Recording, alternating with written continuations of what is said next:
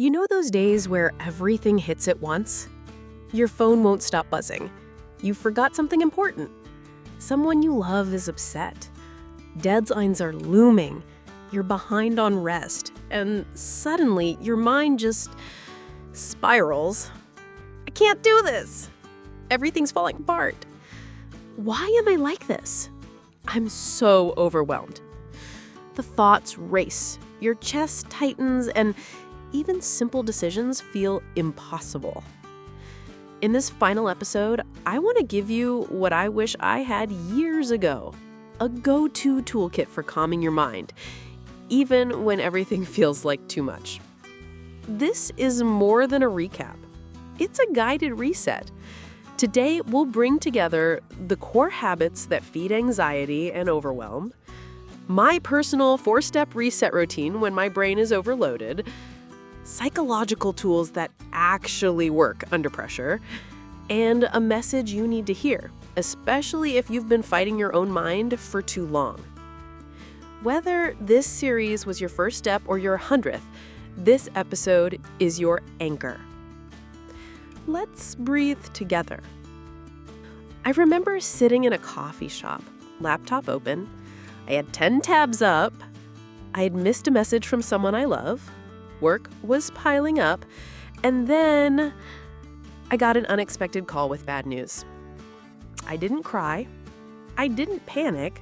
I just sat there, frozen. My chest felt like concrete. My brain was offline.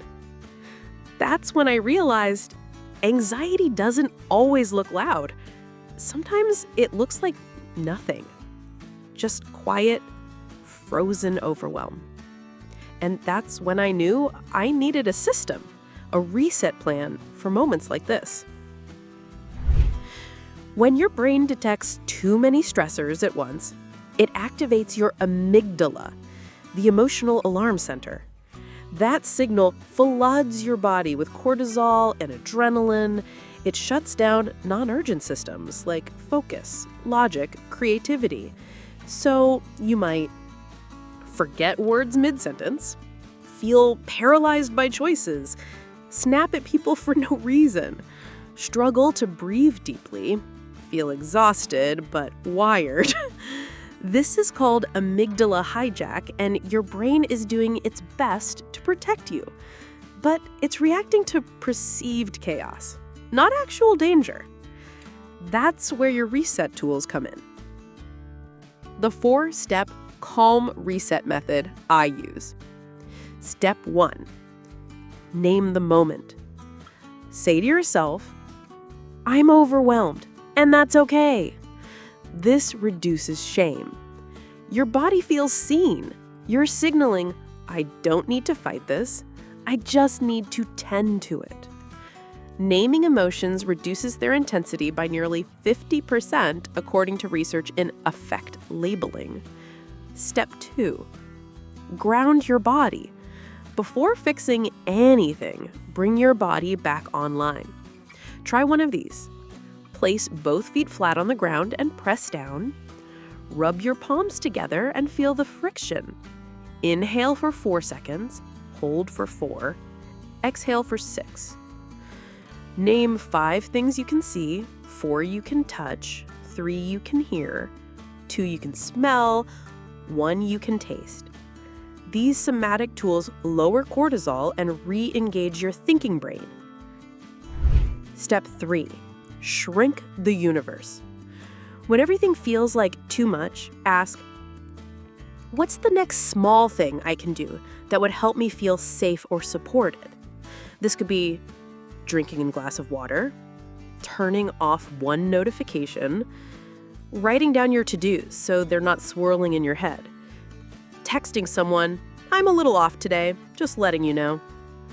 When your brain feels powerless, small wins are a lifeline. Step 4, speak to yourself like you would a scared child. Imagine your anxious mind as a 6-year-old who's panicking. You wouldn't say, what's wrong with you? Get it together. You'd say, it's okay. I've got you. We're going to be okay. Practice that tone. It's not cheesy. It's reparenting. And it teaches your nervous system what safety sounds like. For years, I thought the goal was to never feel anxious again. But now I know calm isn't the absence of anxiety, it's the ability to come back to myself. Anxiety doesn't mean I'm broken. Overwhelm doesn't mean I've failed. It just means I need care, attention, kindness, and that I have the tools to hold myself through it. Not perfectly, but fully. You do too. You don't need to outrun your mind. You just need to know how to meet it. When it's loud, when it's tired, and when it's scared. What's one tool or moment from this series that made you feel seen? Or what would you add to your personal calm toolkit? Let's build a space in the comments where we can learn from each other. You never know who your insight might help today. If you've made it here, I want you to hear this. You didn't just watch these videos. You showed up for your healing, your growth, your mind. And I'm proud of you. This isn't the end. This is your new baseline. You've learned the tools. Now you can live them.